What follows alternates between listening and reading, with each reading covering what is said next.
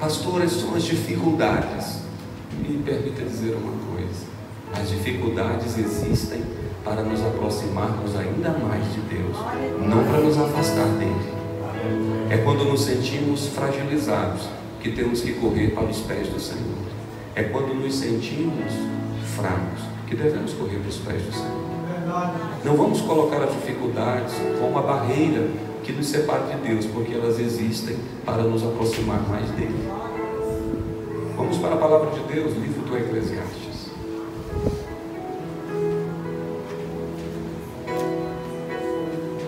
Livro do Eclesiastes, capítulo 11.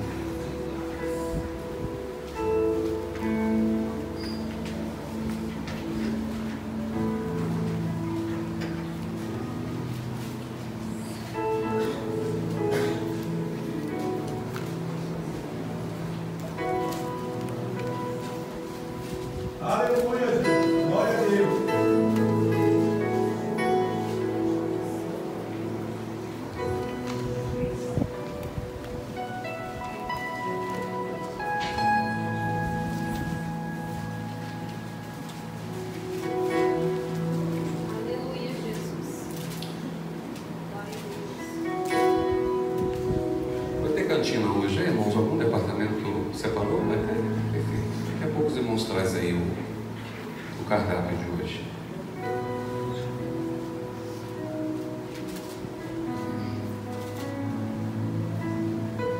Eclesiastes capítulo 11.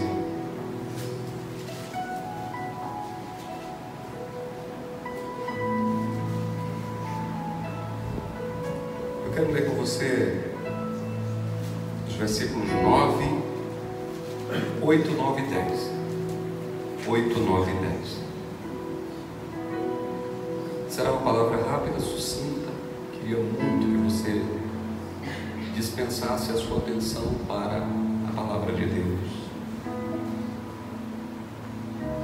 Mas se o homem viver muitos anos e em todos eles se alegrar, diga se alegrar. Também se deve lembrar dos dias de trevas, porque hão de ser muitos. Tudo quanto sucede é vaidade. Alegra-te, jovem, na tua mocidade, alegre-se o teu coração nos dias da tua mocidade, e anda pelos caminhos do teu coração e pela vista dos teus olhos. Sabe, porém, que por todas estas coisas te trará Deus a juízo. Afasta, pois, a ira do teu coração e remove, diga remove, da tua carne o mal, porque a adolescência e a juventude são vaidade. Faça assim para você poder entender o que Deus quer falar. Fala assim: eu hoje, diga eu hoje sou o mais jovem daqui. Sou o mais jovem daqui. Teve gente que não teve coragem de falar. Eu hoje sou o mais jovem daqui. Hoje eu sou o mais jovem daqui. E Deus vai falar comigo. E Deus vai falar comigo. Tome o seu assento. Amém. Glória a Deus. Conhecemos um pouco da história de Salomão e sabemos que ele foi filho de Davi. Davi foi o rei de Israel que deixou o seu nome na história daquela nação de Deus. Salomão foi resultado de uma precipitação de Davi com Batseba. Desta precipitação nasce Salomão. Salomão cresce ao lado do seu pai. Salomão não teve a vida de um adolescente, de um jovem, como a maioria dos demais tiveram. Salomão sempre esteve ao lado de Davi. E por certo, desejou, como seu pai, ser um administrador. Com a morte de Davi, é Salomão quem vai assumir Israel. E assumindo Israel, ele vai imprimir a Israel, trazer Israel a uma consciência de adoração, pois é ele que constrói o grande templo que Deus promete descer e agir dentro dele e ouvir aqueles que ali estariam o cultuando. Mas, como nada nessa vida é perfeita, em especial quando a mão do homem está operante, Salomão, no decorrer da sua pleita, do seu governo, da sua vida, ele erra muitas vezes. Mesmo tendo estado ao lado do seu pai e vendo como o coração do seu pai era aplicado à adoração a Deus, Salomão oferece sacrifício a ídolos, ele peca contra Deus, e no final da sua história ele deixa Israel numa situação tão bagunçada, que após a sua morte Israel se divide em dois pedaços, reinos do norte e reino do sul. Mas durante toda a sua trajetória de vida, Salomão teve oportunidades que com certeza eu e você nunca iremos ter. Dada a sua excelência da sabedoria, que o próprio Deus disse que não havia nascido de mulher e jamais nasceria de mulher um homem que carregaria aqui uma sabedoria parecida com a dele. Dadas as riquezas deixadas pelo próprio Davi e pelos outros que acumulavam na casa do tesouro, Salomão pôde experimentar, volto a dizer, daquilo que eu e você nunca iremos experimentar. Experimentou da fama, experimentou dos prazeres, daquilo que as riquezas, daquilo que as boas amizades, daquilo que o governo pode dar a um homem. E durante toda a sua trajetória de vida, ele teve oportunidades. E dentro dessas oportunidades, ele teve a sensibilidade de juntar informações.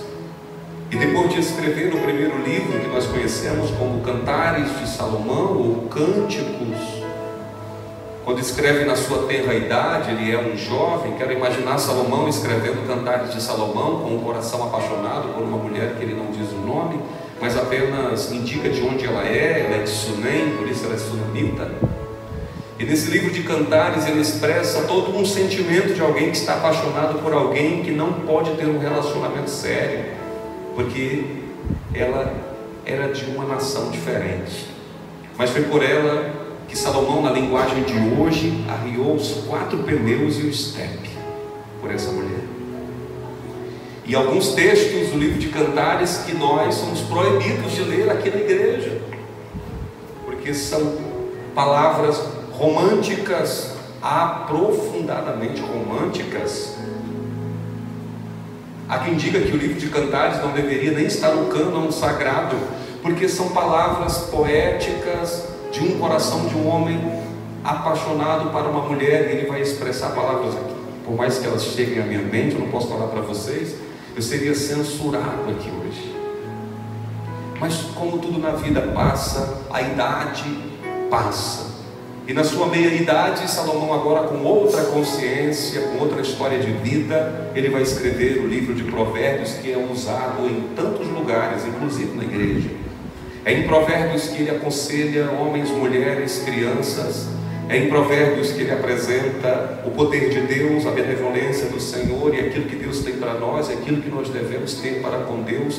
É em Provérbios que nós aprendemos tantas riquezas, como por exemplo, no capítulo 16 ele diz que o coração do homem faz planos, mas a resposta certa é sempre da boca de Deus.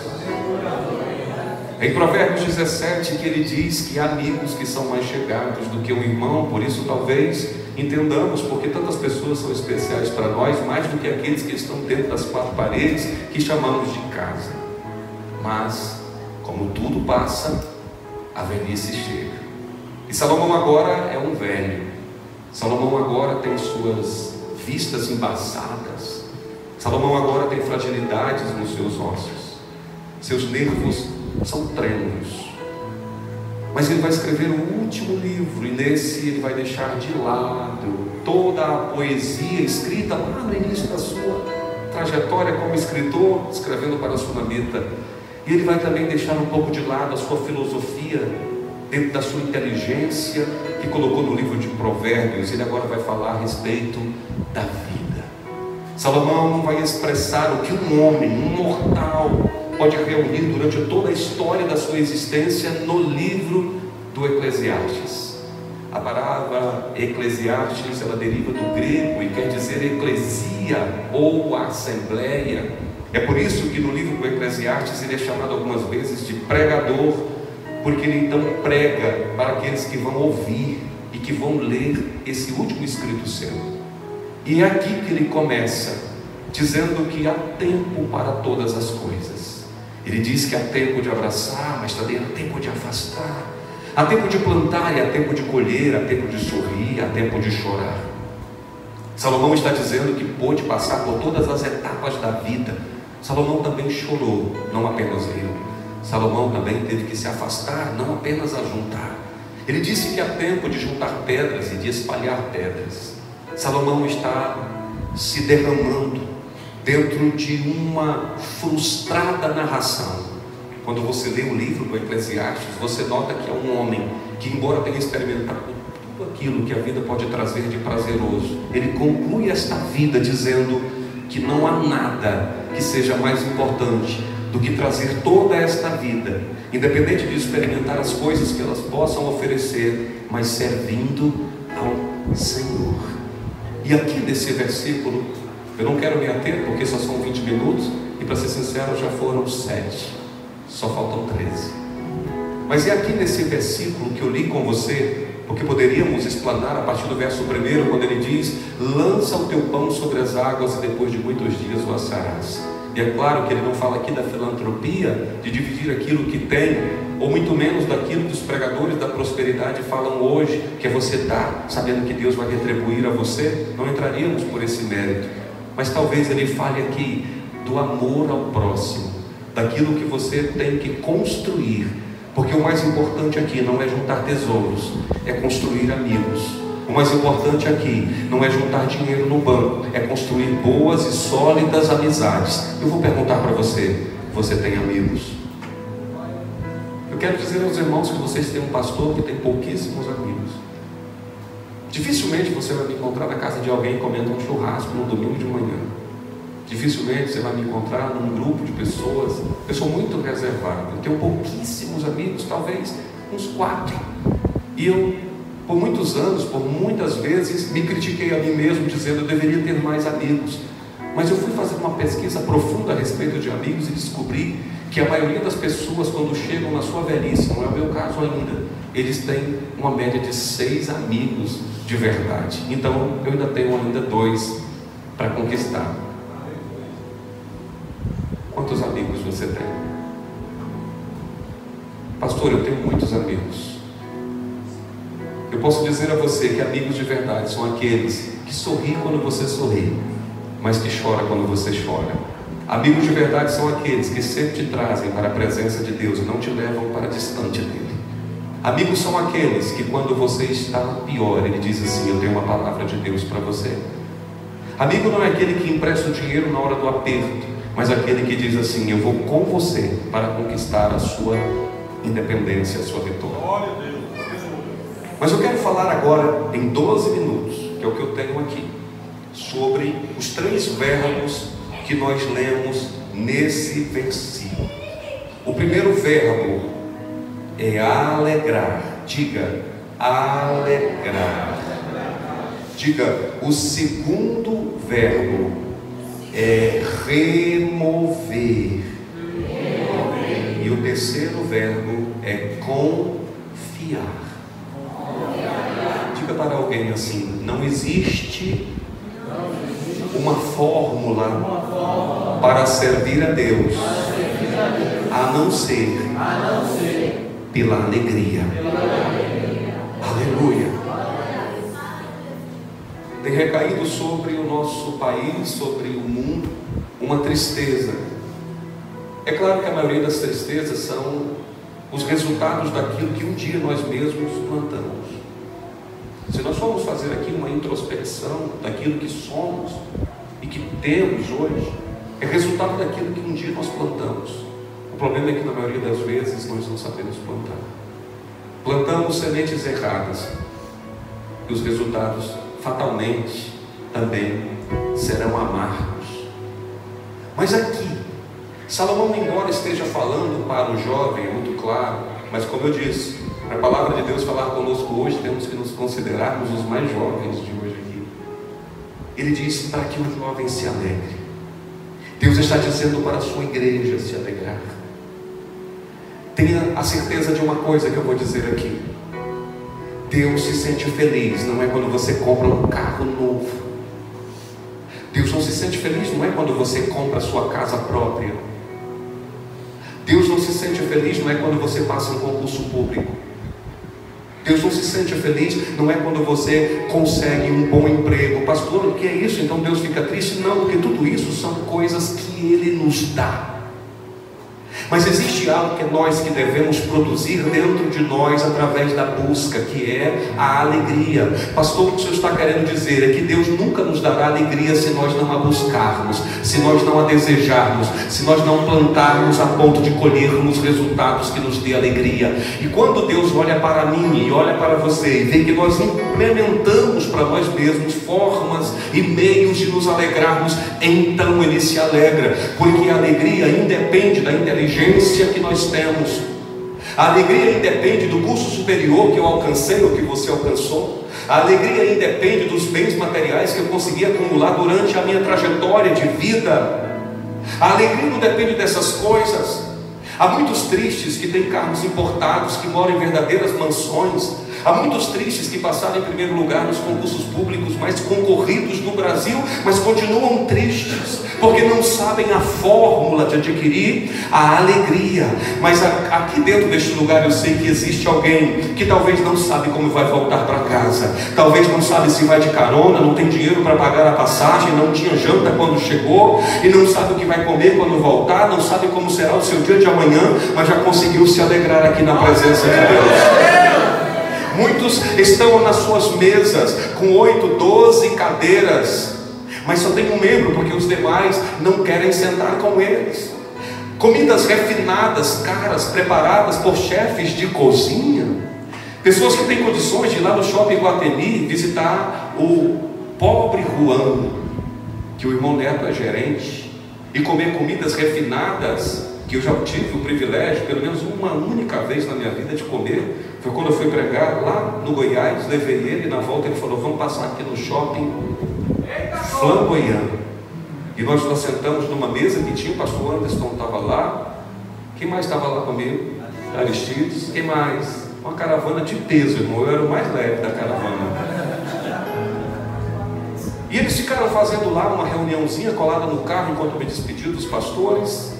E quando eu fui, uns olharam para mim, chutando pedrinha e falaram: pastor, o senhor está muito apressado para chegar em casa. Eu vi as carinhas dele. E pastor é mais pai do que pastor. Eu disse: não estou apressado não, já era quase 11 da noite. Vamos passar ali para a gente tomar um lanche. Fomos lá no pobre Juan, lá no shopping Flamboyant, Goiânia. Ar-condicionado individual para cada um. Só as entradas eu olhei e disse: meu Deus, o que é isso aqui? Eu vou comer enquanto eu tenho uma oportunidade. Mas muitos se assentam em restaurantes chiques como esse, mas dentro de si, enquanto enchem seus estômagos, suas almas estão entristecidas.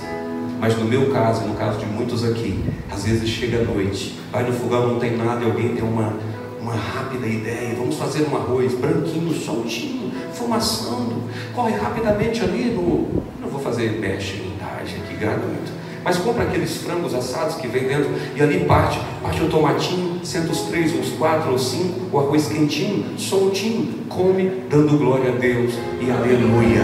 Oh glória! Sabe o que Deus está dizendo? Seja feliz com o que você tem, seja feliz com o que você tem, seja feliz. Você quer falar também? Fala para alguém: seja feliz com o que você tem. Diga: seja feliz, seja grato com o que você tem. Oh glória! Oh glória, oh glória. Mas Salomão vai dizer também que o jovem, eu e você, temos que remover. É interessante, irmãos, que estamos vivendo dentro de uma espécie de clima em que as pessoas estão como uma bomba relógio, prestes a explodir. As pessoas matam por um olhar, as pessoas discutem por um fechar no trânsito. Nem bateu, mas elas estão a ponto de briga o tempo inteiro. Salomão está aconselhando: Não é Deus que faz, somos nós que fazemos. Ele está dizendo: se esforce para arrancar do coração de vocês a ira. E é claro que quando ele diz a ira aqui, tem também um termo para associar aqui. A ira aqui quer dizer as preocupações, a ansiedade. Aonde a ansiedade pode nos levar? A um lugar que não existe nada. A ansiedade nunca nos levará a um lugar onde abraçaremos aquilo que o Senhor reservou para nós. A ansiedade, pelo contrário, sempre nos tira de um lugar que Deus gostaria que estivéssemos e nos distancia daquilo que Deus já reservou. Porque uma coisa é Deus reservar, outra coisa é chegarmos aonde está a reserva de Deus e então tomarmos posse daquilo que já é nosso. Porque muita gente pensa que Deus se tornou um funcionário dos crentes, aonde Deus vem todos os dias, como ia no jardim do Éden, e levava para Adão a sua palavra de fortaleza, a sua palavra de ânimo. Irmãos, Jesus nos ensinou exatamente o oposto. Ele disse: buscai, buscai e achareis. A expressão buscar 2 vezes quer dizer: nunca desista se da primeira vez você não alcançar. Talvez da segunda você alcance, se da segunda você não alcançar, você vai alcançar da terceira. Mas uma coisa é certa: se Deus já reservou, você vai alcançar, porque aquilo que é meu, ninguém vai tocar. Aquilo que é meu, é eu que vou adquirir. Levante a sua mão para o alto e diga em alto e bom som para os céus ouvir, porque com o inferno nós não queremos nem associação nenhuma, mas diga para o céu ouvir, para que os anjos ouçam, chegue até o trono e diga assim: Senhor, tem alguém falando lá embaixo que acredita no que a tua palavra diz. Então diga bem alto assim: aquilo que Deus separou para mim, aquilo que Deus guardou para mim, aquilo que o Senhor reservou para mim, eu vou alcançar, eu vou alcançar, eu vou alcançar. Glória! Profetiza para alguém e diz: ninguém toca naquilo que Deus reservou para você. Diga: aquilo que Deus reservou para você está com o teu nome escrito em cima. Diga: o teu nome está lá. Quando um terceiro chegar próximo, Deus vai dizer: espere aí, já tem dono, está reservado, tem dono. Oh, glória! Mas ele vai usar o terceiro verbo, ele vai dizer para nós confiarmos. Irmãos, não existe, não existe. A Bíblia não nos apresenta nenhuma outra maneira de alcançarmos aquilo de Deus, se não confiarmos. Quem está falando aqui é um homem que experimentou tudo que o dinheiro pôde comprar. A rainha de Sabá, ela chega no palácio de Salomão e ela traz consigo muitas informações a respeito das riquezas, da sabedoria que Salomão adquirira de Deus. Mas, ao entrar pelas portas do palácio, a primeira coisa que vai impressionar Salomão não é a sabedoria que ele tem, não são as riquezas acumuladas que ele tem,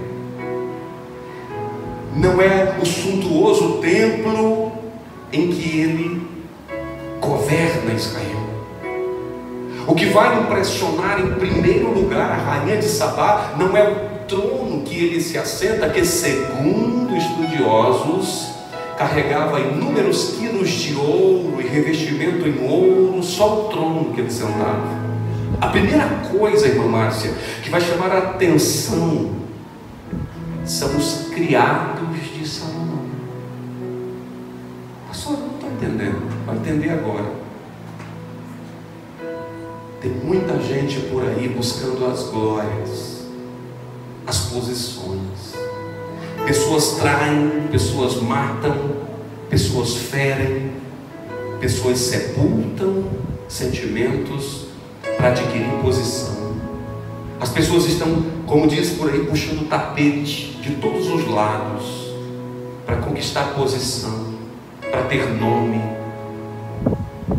Mas se nós permanecermos com o Senhor, ainda que como criados, escravos da orelha furada, já é suficiente. Pastor, mas isso quer dizer que se nós não tivermos cargos na igreja, mas se tiver como criado, Se você nunca for um pastor, nunca for um pregador, nunca for um orador, nunca for um preletor, se você nunca for alguém de destaque, nunca tiver o seu nome nos outdoors, nos panfletos das grandes festas, conferências, não fique preocupado. Se você permanecer pelo menos como um servo da orelha furada, você já está bem.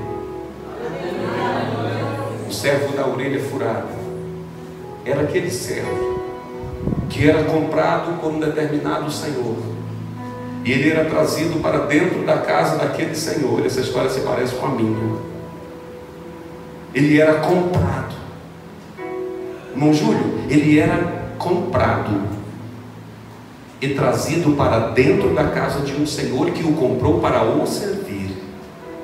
Mas dependendo da quantia paga, aquele criado tinha um tempo para trabalhar para aquele senhor. Quanto você está pagando? Tanto. Então, esse valor paga tanto tempo. E depois daquele tempo, aquele servo estava livre para procurar outro senhor ou não procurar outro senhor. Mas o servo da orelha furada, quando era adquirido e trago para dentro da casa daquele senhor, ele trabalhava durante todo aquele tempo. E os anos se passavam, e os anos se passavam, e os anos se passavam. Enfim, chegou o tempo daquele servo ser livre. Mas aquele servo, durante o tempo que serviu o seu senhor, ele se apegou a ele. Ele passou a o amar, não como um senhor que dá ordens, mas como alguém que o protege, que o guarda, que o orienta, que o lhe acalenta, lhe dá um lugar para dormir à noite. E então aquele senhor chega para aquele servo que trabalhou pelo tempo determinado do pagamento e diz: a partir de hoje você está livre, você pode seguir o seu caminho, você não é mais o meu servo, você não é mais um trabalhador da minha casa, porque o tempo que você deveria trabalhar se encerra hoje. Então aquele servo olhava para o seu senhor e dizia: mas eu não quero sair daqui, eu quero continuar aqui. Se o senhor não desconfiou, eu quero dizer para o senhor que os anos que eu trabalhei aqui não foi pelo pagamento, mas pelo amor que eu tive para com o senhor. Então aquele senhor vai olhar e vai dizer: mas você não pode mais trabalhar aqui, porque o tempo terminou, a não ser que você fure as suas orelhas. Porque se chegar uma autoridade e dizer: o tempo deste criado terminou e você o mantém como escravo dentro da sua casa, uma vez que a sua orelha está furada, é você que está dizendo: eu escolho não sair da casa deste senhor, porque eu o amo. Eu não trabalho mais pelas recompensas que ele me dá, mas eu trabalho porque quero estar perto dele. Eu e você não estamos aqui, irmãos, não é porque ganhamos alguma coisa. Nós não estamos aqui, não é porque queremos acumular riquezas. Nós não somos gananciosos. Nós estamos aqui porque nos apegamos ao nosso Senhor e descobrimos uma coisa: não conseguimos mais viver longe dele. Nós queremos ficar pertinho dele, sentir o cheiro dele. Se ele permitir, abraçarmos ele, conversarmos com ele todo dia, todos os dias, todos os momentos e todos os instantes. E se ele permitir, descobrir segredos seus e contarmos os nossos para ele. Mas só faz isso quem confia, porque não há como ficar na casa de um Senhor que não se confia. Tomara que o tempo termine. Sabe aquele crente que diz assim: acho que vou mudar de igreja, aliás, acho que não vou estar em nenhuma igreja mais, eu acho que eu vou viver a minha vida, eu vou correr por aí, eu vou fazer o que eu sempre quis, eu acho que eu perdi muito tempo na igreja. Sabe o que é isso? É porque está faltando amor para com aquele que te trouxe, te colocou debaixo das suas asas, te aqueceu nas noites frias, te deu alento quando a tua alma queria saltar dentro de você e não sabia como expressar a sua tristeza. Ele disse: eu vou substituir. Talvez para alguns aqui, eu fico às vezes preocupado, minha esposa me dá um toque de vez em quando. Como é que alguém consegue aceitar Jesus com 13 anos de idade? Já estou com 45 e parece que eu aceitei Jesus ontem. Alguém disse para mim no domingo passado: pastor, o senhor pulou e foi gravado. Foi o Arthur que gravou, não foi, Arthur? Foi você? Se for você, depois a gente conversa. E eu estava pulando, rodando aqui, e tinha um pastor do lado. Eu conheço aquele pastor que estava aqui domingo há uns 15 anos ou mais. Pensa num homem sistemático. Qualquer coisa ele se escandaliza. Eu amo ele, mas qualquer coisa escandaliza. Alguém disse assim: mas pastor, o senhor estava pulando, rodando. Meu irmão, se eu estou na presença dele, eu vou ficar paradinho como uma estátua de mármore. Irmãos, quem está vivo e guarda no seu coração gratidão, não tem como ficar de boquinha fechada. Às vezes eu me preocupo com o crente, quando eu vejo ele todinho com a boquinha fechada, eu falei, ele não está legal. Mas se você está grato porque está na casa dele, ele está dizendo assim: olha, você não é obrigado a ficar na minha casa. Olha, você não é obrigado a ficar aqui. Você não tem que obedecer às minhas regras. Você não tem que obedecer aos meus ditames. O que está aqui dentro, você não tem nenhuma obrigação. Aí alguém diz: eu sei, Senhor, que eu não tenho, mas eu estou aqui porque eu decidi estar. E eu olho todos os dias para as tuas regras, e o maior desejo do meu coração é cumpri-las cabalmente, totalmente. Quem aqui serve a Jesus por prazer, levanta a sua mão.